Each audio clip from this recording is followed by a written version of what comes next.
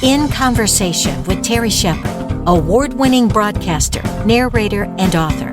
A deep dive into the writer's craft with the artists and support systems who create the stories we love. Thanks, Lisa. Tim Maleeny is the author of the award-winning Cape Weathers series of mysteries and the best-selling comedic thriller Jump, which the Boston Globe called hilarious and Publishers Weekly described as a perfect blend of cocktail and escapism.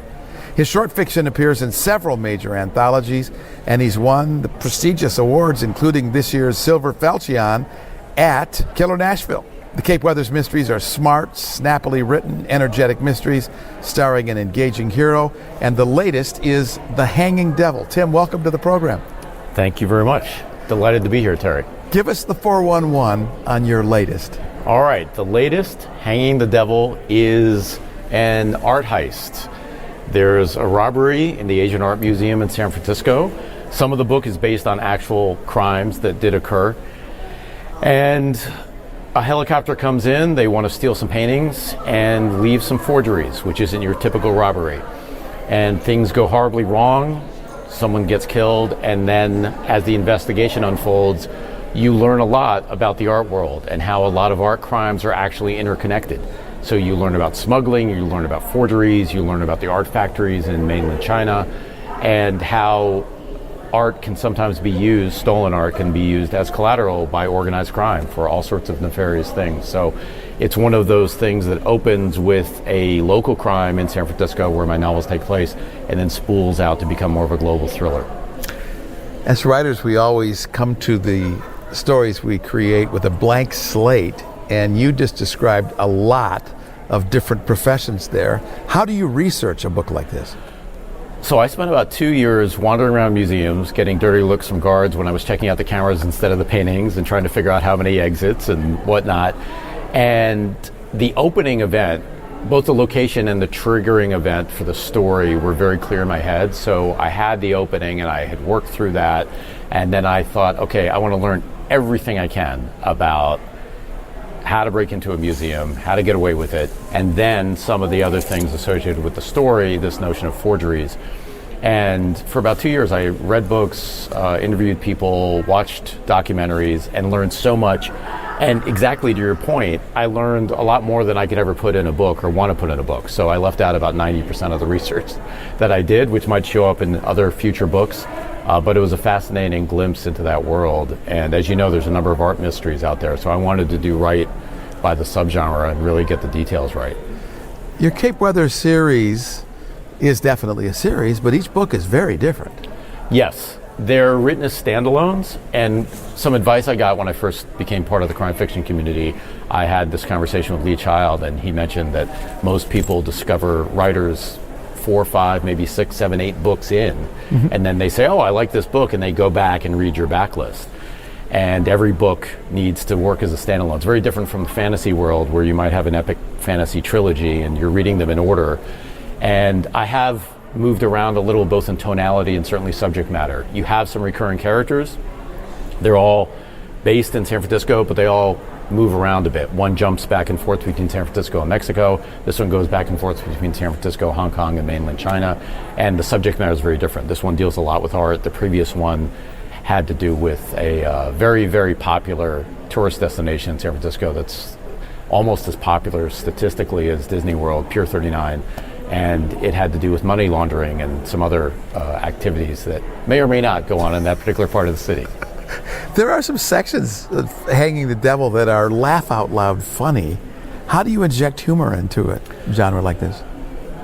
I came into this as a huge fan of writers like Elmore Leonard and Donald Westlake and Lauren Esselman and Carl Hiaasen. Yeah. And some of my books have been described flatteringly as Hiaasen-esque and others a little closer to Elmore Leonard. For me, humor is a way to, for some characters, to deflect, to take the edge off. You never know how people are going to react in stressful situations. And that's really what crime fiction is, ordinary people in extraordinary circumstances. Furthermore, not all criminals are rocket scientists, so there are some knuckleheads involved who are going to do horribly stupid things, and when things go sideways, they really go sideways. And to me, the humor comes out because of the situation and the dialogue of those characters under stress in the way that it does in the great sitcoms. If you think about Lucille Ball and the Chocolate Factory stuffing her face with chocolate, we're laughing, but it's deadly serious to Lucy. That is a horrible situation. And you think about Seinfeld or Friends, all the social embarrassment and things going wrong, everybody's playing it straight. There's no laugh track. So when I write some of these scenes in the book, I don't think of them as funny, but they become funny as the characters react and in some cases overreact to the situation they're in. How was it that you came to writing? Because you had previous lives. Previous lives, like all of us, right? Yeah. It's never a straight line.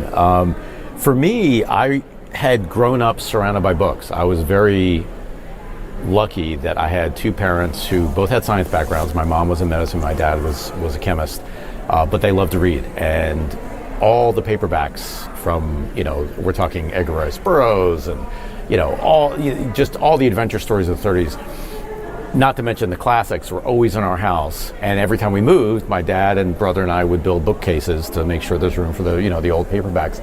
And I could read whatever I was, tall enough to reach in terms of the bookshelf. And when I was thinking about going to school, there was the sense of, okay, doctor, lawyer, scientist, because that's what you did. It's not like, you're going to go run Marvel Comics or write for a living, or it didn't occur to you. But I always had this itch to write stories, and I was always the guy, and still am the guy who, when I'm in line in the grocery store, I've got a book in my hand. I'm always reading.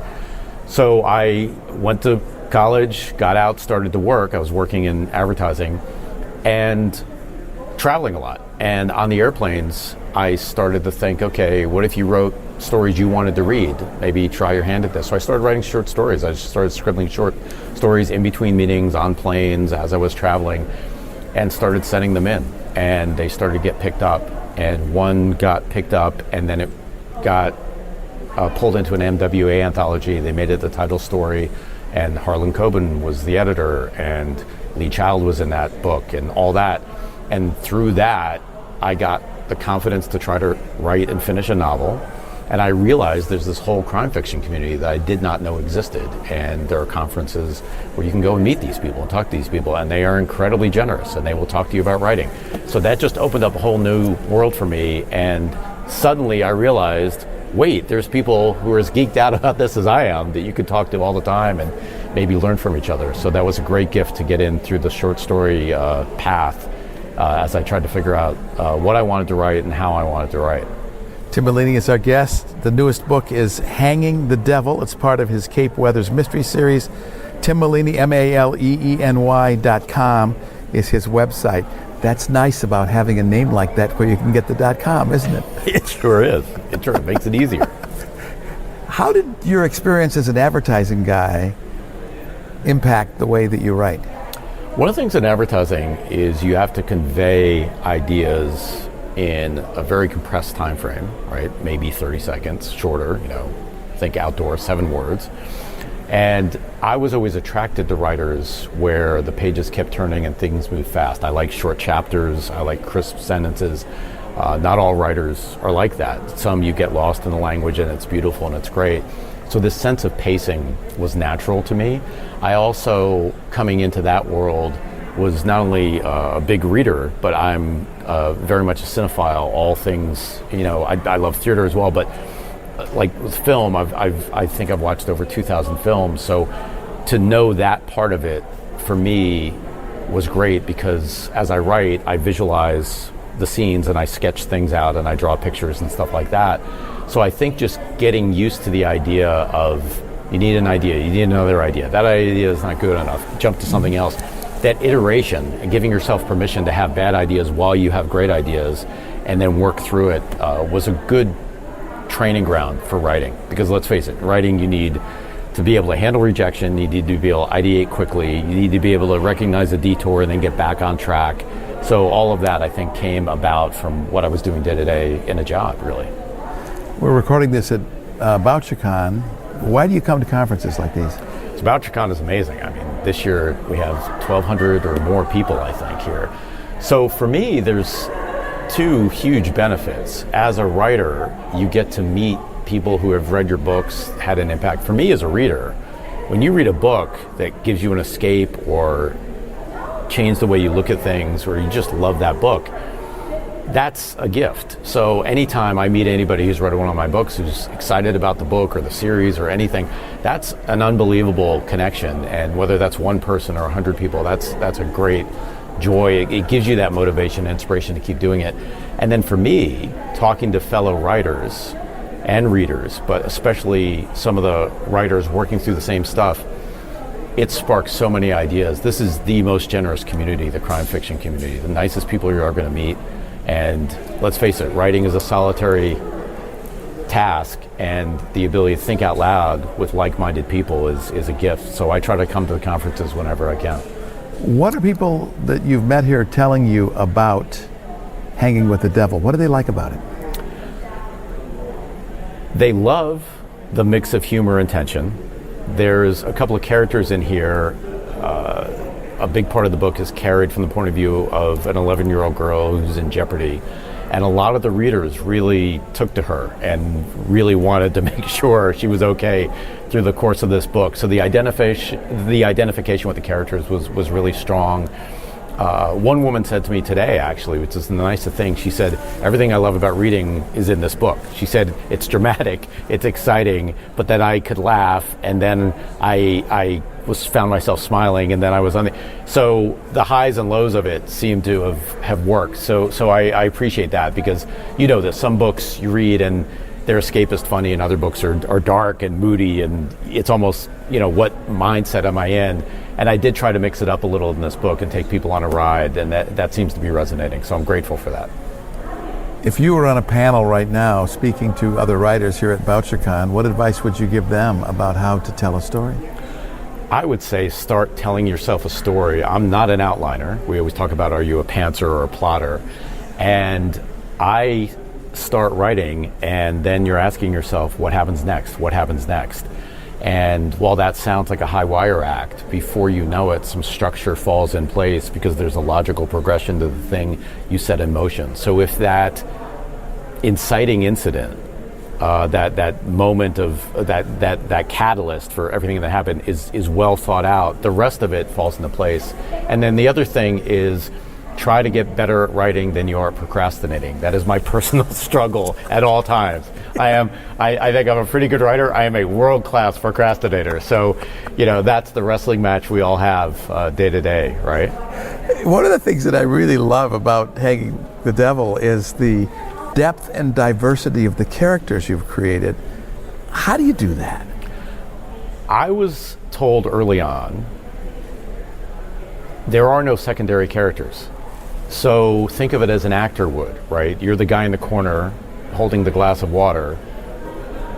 Be that person, right? There's a motivation that's going to have that person walk across the floor or drink that glass of water or something like that. So when I think about a scene, I think about who's in it, why are they there, and I want that person to be fully imagined. And whether I'm talking to them or we're spending a lot of time with them, in my head, that person has to really exist. So the little details and the quirks of the personality, and let's face it, people are interesting, and people are a lot more complicated than they at first appear. And I've always liked quirky characters, especially in the criminal world. So in this book, you deal a bit with the Russian mob in San Francisco. You deal with these smugglers who operate out of Hong Kong. There's some people who are from the Chinese triads. And drawing on the history of those organizations and the personalities and the collision between those cultures makes it really interesting. And you want to think about everything from how they talk to how they dress to how they look and how they interact with each other, and that's where you can have some fun with it. And then I try to put them in impossible situations and see what they'll do, right? It's you let the pinballs go across the machine and see what happens. Tim Maleeny is our guest. The book is Hanging the Devil. It's the latest in his Cape Weathers mystery series. His website is timmaleeny.com. One of the raps that we sometimes get as white guys writing people that are different than we are is, how dare you do that? And you write these characters from other countries and other cultures very well. How do you learn enough about that to make them authentic yet tell a great story? Yeah, I love that question. For me, as a writer, the whole act of reading and writing is an exercise in empathy, right? That's why we read books, is to learn about people different from ourselves and see the world through somebody else's eyes. And you have to do the homework and you have to get the details right. And I have readers and I have people read these manuscripts and say, yeah, that's right, that's not. I jump around a little bit between different languages, and you have to do the research like anything else. And I think, the suggestion that, oh, should you be writing this or should you be writing that is absurd. It's like telling a photographer or painter, hey, paint this dinner party, but don't paint these people or those people, or your job is to represent everybody who's in the world you're creating, which in my case, because I'm writing contemporary fiction, is the real world. What do they look like? What do they sound like? What do they believe? How do they act? So like any other kind of research, spend time with those people, walk those streets, get it right, really. And to me, that is where interest, empathy, tolerance, joy comes from, is those interactions and bringing those characters to life. The Cape Weathers Mystery Series is a fantastic series. Each book can be read as a standalone. You don't have to read them in order. The latest is Hanging the Devil, and our guest is Tim Maleeny, timmaleeny.com. How do you like to interact with your fans? What's the best way for them to get a hold of you? They can reach me through the website. Email is great, and conferences like this, any book appearances, that kind of thing. I try to put myself out there, but people can reach out anytime. I love hearing from readers. I love interacting with them. As you were saying earlier, it's always fascinating to see what strikes somebody about the book that they read. What was their favorite character? What made them smile? Where did they get stressed out? There's a character in this book who's an unlikely character. It's a macaque monkey, actually. There's a bit in labor camp, and the monkeys are part of a kind of an experimental surveillance system, let's put it that way. But the monkey became an important character to another character. And I got one note from somebody who had read the book who said, I really hope you write a spin-off with the monkey as the protagonist. And I thought, okay, that hadn't occurred to me, but all right, that might be worth trying. What question didn't I ask that you wish that I had? I think you covered it. For me, the question that most people ask is, why crime fiction? And for me, I think that crime fiction can be tied to all great fiction, right? From Homer through Shakespeare to, something got stolen, Lord of the Rings, something got stolen, someone got killed, someone went to war, that kind of thing. And it puts people under pressure, and it gives you the chance to find your own moral compass and think about life's issues while having fun, right? It's entertaining, and that's what reading should be. It should be a great escape. So for me, anybody out there who loves to read adventure stories, crime fiction, mysteries, thank you, and let's all keep reading and keep writing. Tim Maleeny's stuff is always a treat to read. Thanks for joining us today. Thanks for having me, Terry. Great to see you. In Conversation with Terry Shepard is a copyrighted presentation. All rights reserved. I'm Lisa Davis. Join Terry Shepard next time in Conversation.